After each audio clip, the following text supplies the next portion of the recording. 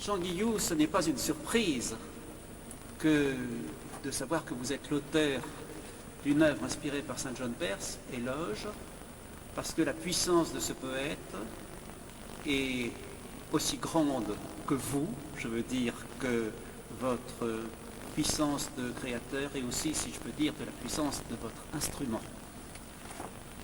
Excusez-moi, vous me flattez trop, car j'ai trop d'admiration pour Saint John Perse pour oser me comparer à lui.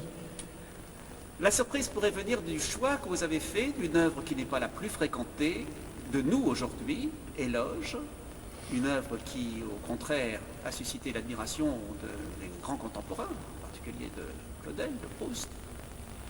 Et en voyant le titre de votre œuvre et en regardant la partition que je découvrais pour la première fois tout à l'heure, la question que je me suis posée concerne le titre que vous avez choisi, Éloge au singulier, suivi du chiffre 1.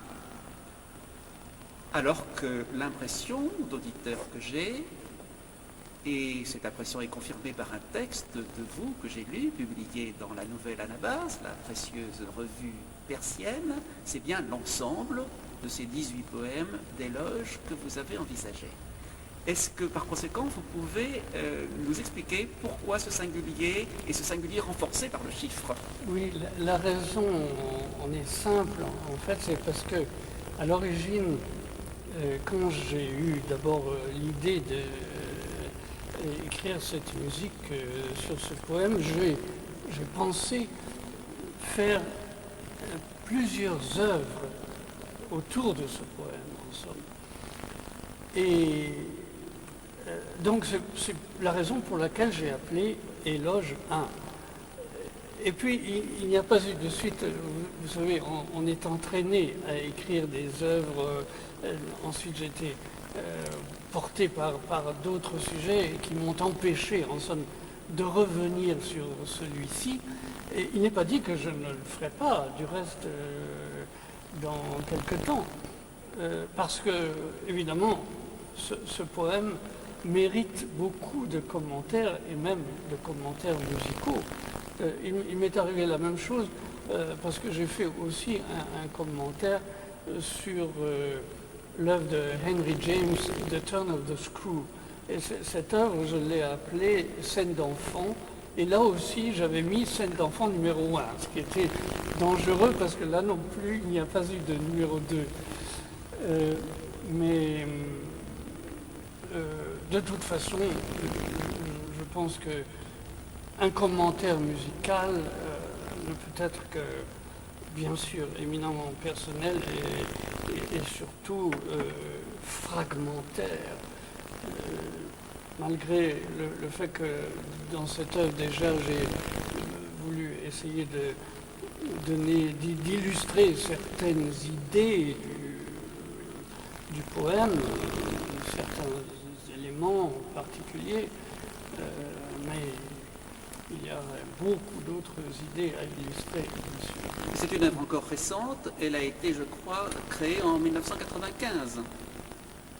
Oui, j'ai oublié maintenant la date. Non, je l'ai écrite. Oui, j'ai dû l'écrire en 92, 93, quelque chose comme ça. J'ai cru lire que ça avait été écrit pour un concours, qui a eu lieu en 95. Oui, c'est ça, mais l'œuvre est légèrement antérieure. Concours d'orgue de l'international de Paris. Donc, c'est si proche qu'on peut très bien espérer Éloge 2 et la suite. De toute façon, dans votre œuvre de créateur, il y a une continuité assurée par l'inspiration poétique et par des grandes figures de poètes qui vous sont chères, Macpherson ou Ossian, Julien Gracq, si on peut le considérer comme poète. Je crois aussi, absolument. Et Bachelard aussi, que nous célébrons cette année, justement. Oui. Je veux considérer aussi comme poète. Lui aussi un intermédiaire il a été formidable. Le chanteur des poètes, oui, c'est ça. Oui, mais ce qui est curieux, c'est que je n'ai pas découvert Saint John Perse à travers Éloge, mais à travers Amer. Au moment de la publication d'Amer, où là, tout d'un coup, par hasard,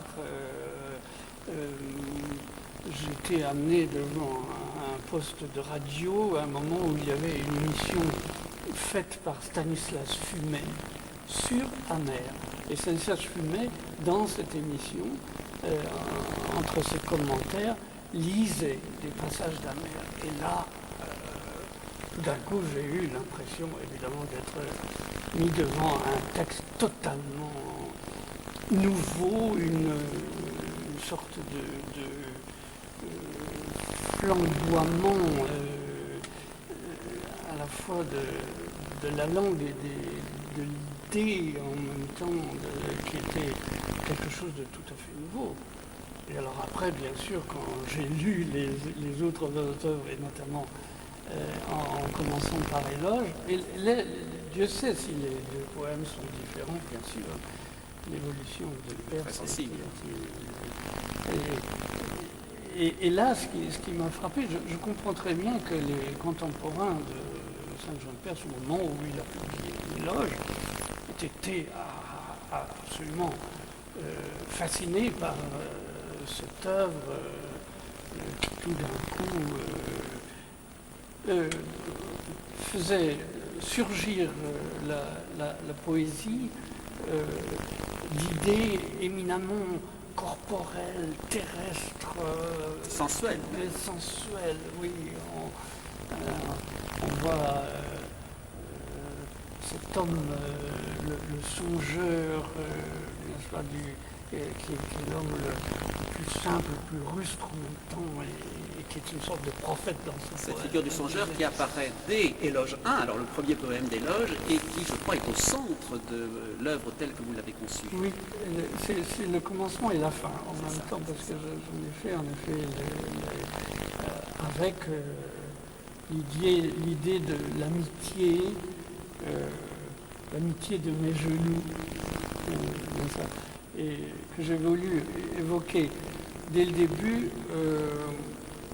Du reste, enfin, je ne me suis pas posé de questions, parce que en art, je crois qu'on ne se pose pas de questions, on trouve simplement. Et là, j'ai pensé donner cette idée d'amitié uniquement par une seule flûte, un thème le plus simple. Celui qui introduit le... Au début, et qui est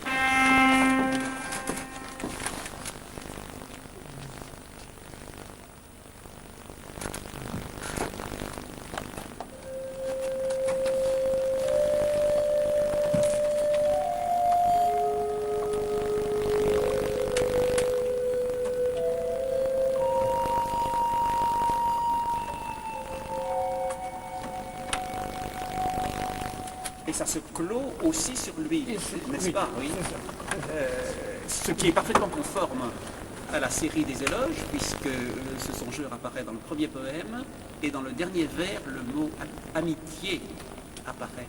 Est-ce que vous seriez d'accord pour considérer que Éloge pourrait être intitulé L'amitié du songeur, comme il existe un poème de Saint-Jean-de-Perse intitulé L'amitié du prince? Ah oui, l'amitié du prince. En effet, ce serait très beau aussi. Mais évidemment, ça ne pointerait que un des éléments, un des aspects. Alors, je suis très touché par ce que vous venez de dire au sujet d'Amer, car j'ai eu la même révélation que vous de Saint-Jean-de-Perse par Amer à sa publication en 1957. J'ai été très frappé par le format de ce volume, sa couleur. Et avant même de lire ce texte qui était évidemment quelque chose de tout à fait bouleversant pour un lecteur de l'époque, un de mes camarades de l'école normale, Alain Badiou, je me rappelle très bien, a écrit à ce moment-là 3 romans qui étaient tous fondés sur des mots d'Amer, en particulier le mot almageste. C'est dire la force que ce recueil a eue sur les jeunes gens de l'époque. Alors la question qu'on ne peut pas s'empêcher de se poser à propos d'Amer, est-ce qu'après Éloge, ou en même temps qu'Éloge, Amer suscite chez vous la création musicale? Oui, mais là, je dois dire, c'est un peu une autre de mes admirations poétiques, bien sûr, c'était aussi Valérie. Et là, je vais faire un parallèle que peut-être Saint-John Perse n'aurait pas aimé, je ne sais pas. Mais on peut imaginer aussi d'écrire un immense oratorio sur la Jeune Parc. Ça n'a jamais été fait. Ça n'a jamais été fait, bien que, au fond, Valérie a écrit qu'il aimerait écrire un poème qui soit comme l'art de la fugue, n'est-ce pas? Il avait quand même cette idée de l'architecture musicale, en somme, dans son œuvre poétique. Et pour moi, Amer, sans qu'il n'y ait rien de comparable, bien sûr, mais est un monument de cette dimension, bien sûr. Et là, en effet, mais c'est une œuvre qui mériterait plusieurs années d'élaboration pour en faire quelque chose qui soit comme une sorte d'opéra, de grand oratorio. Moi, je fais ça avec vraiment un matériel orchestral et vocal qui soit à la mesure de cette œuvre colossale. Et qui soit certainement conforme aussi à ce qui était, je crois, le coup principal de Saint-John Perse en matière de musique, c'est-à-dire la grande forme. Quand on lit ses lettres à Jacques Rivière, en particulier, on est frappé par ça. Il parle beaucoup de musique dans les lettres à Jacques Rivière. Il a un culte pour Vincent d'Indy, pour la sonate pour piano de Dukas, pour des œuvres qui ne nous sont plus tellement familières aujourd'hui, et que même ses contemporains parfois boudaient. Et lui, il était à l'aise en musique dans les grandes formes, dans les grandes... Mais quand même, c'était les dieux du début du XXe siècle, quand même. On a été critiqué quand même. C'est vrai, mais il représentait quand même tout un courant des musiciens français, de certains musiciens français de l'époque, enfin le néo César Franck, puisque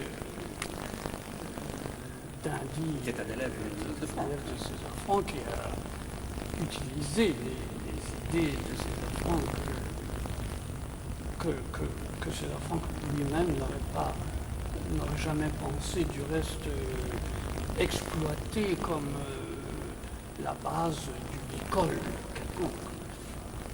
Alors ça nous permet peut-être... Dindy, lui, a voulu créer une école. Ça nous permet peut-être d'aborder la question de la composition, proprement dite, au sens le plus strict du terme. Dans le texte de vous que j'ai lu sur Éloge 1, j'ai vu que vous aviez voulu que le début de l'œuvre soit quelque chose d'assez libre. C'est-à-dire qu'au fond, vous préfériez procéder par touche, comme effectivement le lecteur des éloges de Saint-John Perse est saisi par des touches, par des mots, par des couleurs. Des petites scènes courtes. Et puis, au fur et à mesure qu'on avance dans cette œuvre, la composition se resserre. Vous utilisez même à un certain moment dans votre texte le mot strette, qui exprime parfaitement cela, jusqu'à un paroxysme, dites-vous. Et ensuite, ce paroxysme appelle un apaisement, au fond le moment où le songeur nous quitte et où, par conséquent, l'œuvre s'apaise et où le registre de la flûte alors revient. Est-ce que vous pourriez nous dire exactement, d'un strict point de vue, je n'aime pas le mot compositionnel, de composition, vous voyez cette œuvre? Bien, comme très souvent, lorsque j'écris, en fait, j'écris un peu comme un improvisateur. C'est-à-dire, c'est un peu à l'inverse de l'improvisation, parce que lorsque j'improvise, j'essaie de faire en sorte que l'auditeur ait l'impression que cette œuvre a été délibérément pensée en avance, alors que, justement, en composant, souvent je pars de certaines idées, mais qui ensuite vont se développer d'une façon que souvent je n'avais pas prévue. Et là, ça a été le cas aussi, parce que il y a ce sujet que j'ai joué là, qui tout d'un coup va prendre une ampleur qui était imprévisible par la nature même de ce sujet, et puis surtout qui va être confronté avec d'autres éléments qui, eux, ont un caractère complètement différent et qui sont nés des idées alors plus rythmiques, disons, plus dynamiques que l'on trouve dans le poème. Ces buffles sauvages, j'ai un peu oublié les termes exacts, ces bêtes dont il parle, et qui constituent une dynamique qui apporte un feu à l'œuvre, un feu intérieur. Ça m'a fait penser à une expression dans le bateau ivre de Rimbaud que je ne comprends pas, ou plutôt que je ne comprends comme cela, les vacheries hystériques, ces buffles de Saint John Perse. Ah oui, oui, oui. À ce propos, il y a une autre expression où tout d'un coup on trouve le mot orgue, et là non plus, moi je n'ai pas compris non plus l'idée, c'est draps noirs et orgue. oui, oui, absolument. Et Très pourquoi étrange. Et pourquoi Très étrange.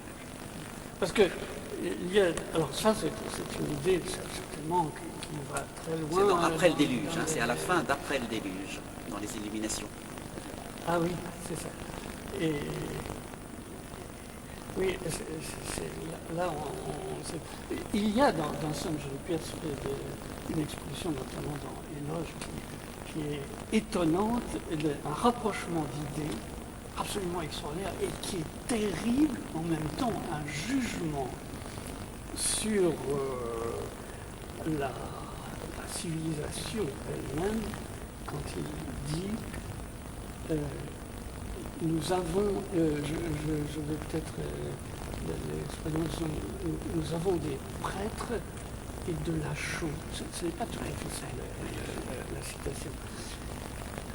Tout d'un coup, ces deux idées, n'est-ce pas, la chaux qui est la purification chimique en quelque sorte, et puis les prêtres, on ne sait pas très bien quelle idée ils se faisaient. C'est une œuvre qui est dominée par cette idée de purification, et même, j'emprunte cette expression à ma collègue et amie Henriette Le Villain, dans un beau livre qu'elle a écrit sur le rituel de Saint John Perse, le dégraissage, dit-elle. Et je crois que c'est vrai, ces viandes qui grillent dans le premier poème, c'est quelque chose à quoi vous avez été sensible. C'est bien cela, une manière de faire tomber la graisse. De la même manière qu'il faut dégraisser les vies, qu'au fond qu'il faut dégraisser le monde. Voilà, nous avons un clergé de la chaux. Ouais. Très, très Et le chaud est l'élément purificateur, mais l'élément purificateur dur. Mais en même temps, c'est un jugement qui est pire que Nietzsche. Ça c'est vrai. Tout n'est pas tendre d'ailleurs dans ce recueil. J'ai été très frappé par un très beau texte, à mon avis, sur Saint John Perse, celui d'Yves Bonnefoy, qui s'intitule L'illumination et l'éloge. Un texte, je crois, qu'il avait publié dans le volume Honneur à Saint John Perse, et qui a été repris dans son livre Le nuage rouge. Et je crois que ça nous permet de revenir à ce que vous avez composé vous-même, parce que j'essaie de résumer grossièrement l'idée beaucoup plus subtile de Yves Bonnefoy. L'illumination rimbaldienne est quelque chose qui éclate, et il explique que l'éloge persien, au contraire, est quelque chose qui rassemble, et par conséquent invite à la composition au sens le plus fort du terme. Il y a une figure qui apparaît dans ce texte que vous avez relevée dans votre propre commentaire. C'est non plus cette fois-ci la figure du songeur, mais la figure du soudeur. Sinon, cette figure apparaît au pluriel, les soudeurs. Je me suis demandé un peu ce que ça voulait dire, mais je me suis dit aussi, la composition, c'est cela, c'est souder ce qui ne l'est pas. C'est à partir du divers, à partir de la disparate, composer véritablement quelque chose. Et en écoutant votre œuvre, j'étais très frappé par cela, par cette composition qui naît, qui s'impose et qui rassemble. donc parfaitement conforme à ce qu'écrit Bonnefoy au sujet de l'éloge à la manière de Saint John Perse. Ce qui d'ailleurs, je ne sais pas si c'est le moment, introduirait à une audition complète de l'œuvre, c'est-à-dire véritablement cette œuvre soudée que vous offrez. Oui, avec grand plaisir.